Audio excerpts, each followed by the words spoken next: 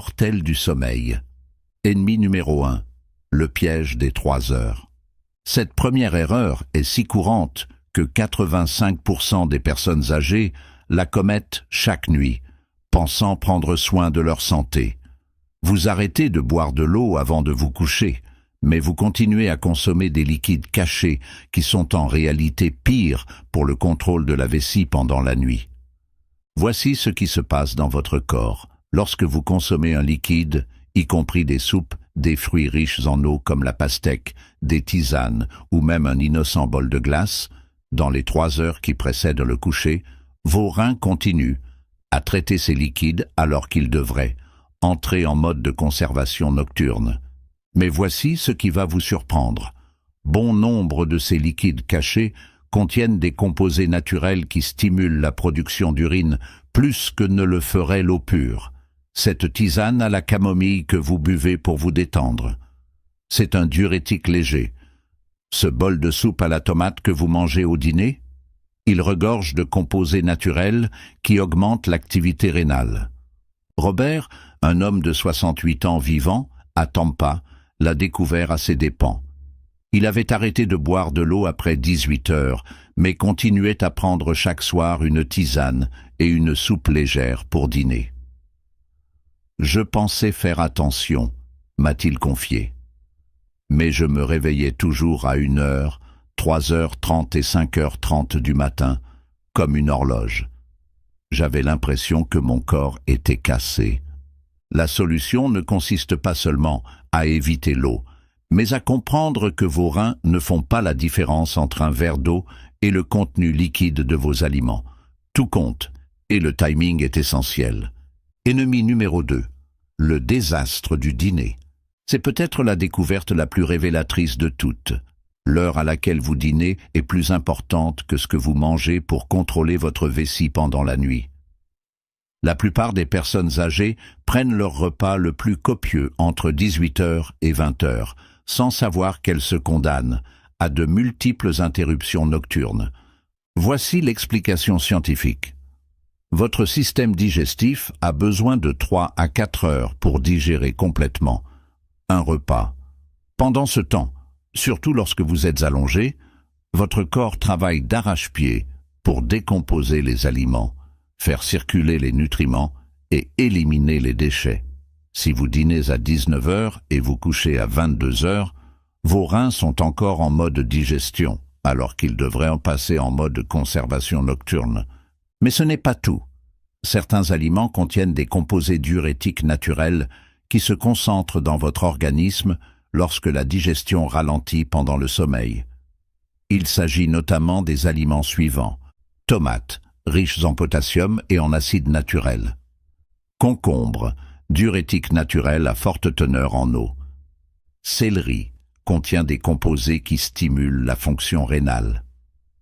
Les asperges contiennent de l'asparagine, un acide aminé diurétique naturel. Eleanor, une enseignante à la retraite de 69 ans vivant à Miami, dînait tous les soirs à 20h30 avec une belle salade pleine de tomates et de concombres. « Je pensais manger sainement », dit-elle, mais je programmais mon corps pour qu'il se réveille plusieurs fois par nuit. Après avoir avancé son dîner à 17h30 et éliminé les aliments riches en eau et diurétiques après 16 heures, Eleanor est passée de 4 réveils par nuit à 6 heures de sommeil d'affilée en seulement 2 semaines. Ennemi numéro 3, le piège de la sécurité des toilettes. Cette habitude semble si logique que 90% des personnes âgées la suivent religieusement, sans se rendre compte qu'elle conditionne en fait leur vessie à travailler contre elle. Je parle ici de la visite de sécurité aux toilettes avant de se coucher, au cas où, même si l'on ne ressent pas un besoin urgent. Voici ce qui se passe réellement. Votre vessie est un muscle qui apprend par la répétition. Chaque fois que vous la videz alors qu'elle n'est que partiellement pleine, vous lui apprenez que ce volume plus faible est suffisant pour envoyer des signaux urgents à votre cerveau. Au fil du temps, cela réduit considérablement la capacité fonctionnelle de votre vessie.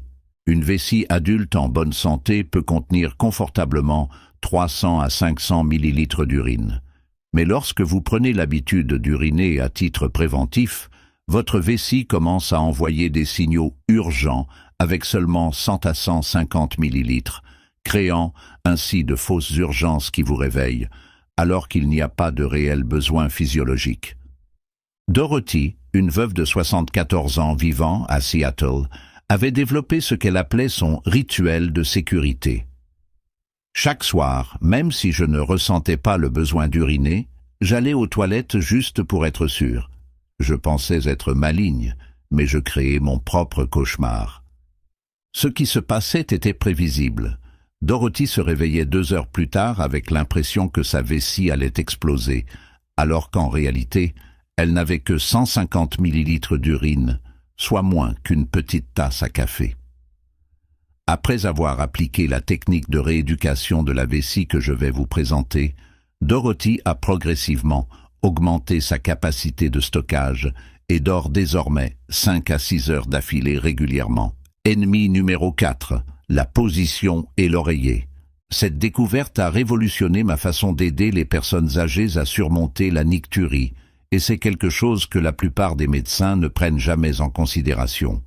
La position dans laquelle vous dormez et la façon dont vous placez vos oreillers ont un impact direct et mesurable sur la fréquence à laquelle vous devez uriner pendant la nuit. Lorsque vous dormez sur le ventre ou dans des positions qui compriment votre abdomen, vous exercez une pression physique sur votre vessie.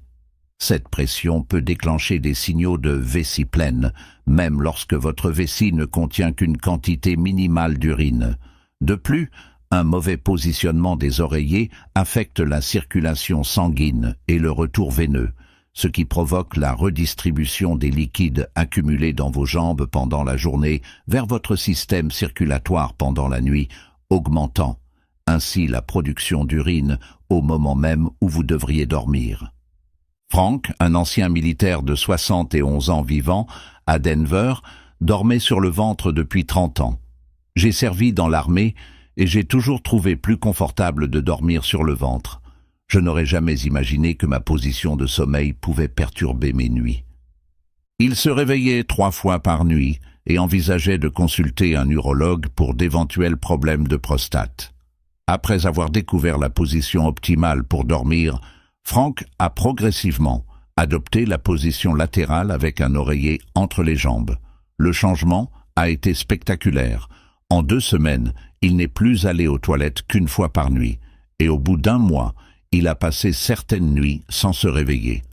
La position optimale permet à la vessie de prendre sa position naturelle sans pression externe, tout en améliorant le retour veineux et en réduisant la redistribution des fluides qui entraîne une production supplémentaire d'urine pendant la nuit. Ennemi numéro 5, la catastrophe de la température et des vêtements. Ce dernier facteur est probablement le plus surprenant, mais il peut avoir l'impact le plus spectaculaire lorsqu'il est corrigé. La température de votre chambre et vos vêtements de nuit influencent directement la production d'urine pendant la nuit, par le biais de mécanismes hormonaux que la plupart des gens, y compris de nombreux médecins, ignorent totalement. Lorsque votre chambre est trop chaude ou que vous portez des vêtements de nuit qui empêchent une bonne régulation thermique, votre corps subit un stress thermique qui interfère avec la production de vasopressine, l'hormone responsable de la concentration de l'urine pendant la nuit. De plus, une chaleur excessive provoque des changements circulatoires qui augmentent la filtration des liquides par vos reins, précisément au moment où ils devraient être en mode conservation. Arrêtez toute consommation de liquide 3 heures avant l'heure à laquelle vous souhaitez vous coucher. Cela inclut l'eau, les thés, les soupes, les fruits riches en eau et tous les aliments contenant une quantité importante de liquide. Si vous vous couchez habituellement à 22 heures, votre couvre-feu liquide commence à 19 heures. Ne gardez qu'une petite quantité d'eau à côté de votre lit pour les médicaments indispensables. Étape 2. Optimisez l'heure et le contenu de votre dîner. Prenez votre dîner au moins 4 heures avant l'heure à laquelle vous souhaitez vous coucher, idéalement entre 17h30 et 18h30. Évitez les aliments diurétiques, après 16 heures, notamment les tomates, les concombres, le céleri, les asperges, la pastèque, le café, le thé vert et le chocolat. Privilégiez les aliments favorisant le sommeil, tels que les protéines maigres, le riz, les patates douces, les bananes, l'avoine et les légumes, comme le brocoli et les carottes. Étape 3. Appliquez la règle du besoin réel. N'allez aux toilettes avant de vous coucher que si vous ressentez un besoin clair et indéniable. Si vous ressentez le besoin d'y aller, mais que vous n'êtes pas certain qu'il soit réel, distrayez-vous pendant 15 à 20 minutes avec une activité relaxante. Dans la plupart des cas, il s'agit simplement d'anxiété ou d'une habitude. Étape 4. Perfectionnez votre position de sommeil. Dormez sur le côté, de préférence sur le côté gauche, pour une meilleure circulation sanguine. Placez un oreiller de fermeté moyenne entre vos genoux pour maintenir l'alignement de la colonne vertébrale. Utilisez un oreiller qui maintient votre cou dans une position neutre. Si vous avez toujours dormi sur le ventre, effectuez la transition progressivement sur une période de 1 à 2 semaines. Étape 5. Contrôlez votre environnement de sommeil. Maintenez la température de votre chambre entre 18 et 20 degrés Celsius, 64 et 68 degrés Fahrenheit. Remplacez les vêtements de nuit synthétiques ou épais par des vêtements en coton, en lin ou en bambou naturel. Utilisez des draps en coton qui ne retiennent pas la chaleur corporelle. Assurez une bonne circulation de l'air à l'aide d'un ventilateur silencieux si nécessaire. À quoi s'attendre? Votre calendrier de transformation. Semaine 1, réduction de l'urgence et des fausses alertes. Semaine 2, réduction de 25 à 40% des passages aux toilettes. Semaine 3, période de sommeil ininterrompue plus longue. Semaine 4 et au-delà. Période de sommeil régulière de 4 à 6 heures. N'oubliez pas, ces changements agissent en synergie. Chaque stratégie soutient les autres, créant ainsi une approche globale qui traite tous les facteurs contribuant à vos troubles du sommeil. Le pouvoir transformateur d'un sommeil retrouvé. Lorsque vous mettez en œuvre ces découvertes, vous ne vous contentez pas de résoudre un problème de toilette, vous retrouvez votre énergie, votre mémoire, votre équilibre et votre confiance en vous. Vous protégez votre indépendance et votre capacité à profiter pleinement de la vie, quel que soit votre âge. Margaret, que nous avons rencontrée au début, m'a récemment envoyé une mise à jour. Cela fait 6 mois que j'ai mis en œuvre votre protocole. Je dors désormais toute la nuit, je me réveille en forme et j'ai l'énergie nécessaire pour voyager et rendre visite à mes petits-enfants. J'ai l'impression d'avoir retrouvé ma vie. Il ne s'agit pas de remèdes miracles ou de traitements coûteux. Ce sont des ajustements intelligents à des habitudes dont vous ne soupçonniez peut-être pas qu'elles étaient à l'origine du problème. Votre corps a une capacité incroyable à guérir et à s'adapter lorsque vous lui fournissez les conditions adéquates. Votre voyage commence ce soir. L'aspect le plus extraordinaire de ces découvertes est qu'elles vous donnent un contrôle total